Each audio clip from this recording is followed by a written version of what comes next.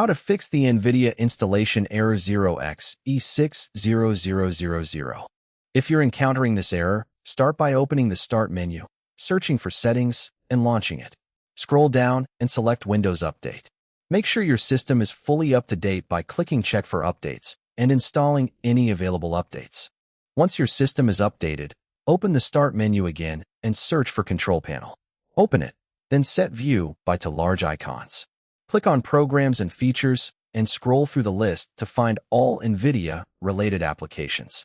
Uninstall each one by selecting it and clicking Uninstall, then follow the on-screen instructions. Repeat this process for every NVIDIA app listed. After removing all NVIDIA software, restart your computer. Once your PC restarts, open the Start menu, search for Task Manager, and launch it. In the search bar, type NVIDIA. If you see any NVIDIA processes still running, right-click on them and select End Task. Next, open your web browser and search for NVIDIA App Download.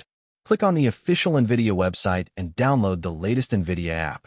If you were previously using GeForce Experience, install the new NVIDIA app instead, as it is the updated version with improved performance and additional features. After installing the latest NVIDIA app, the error should be resolved.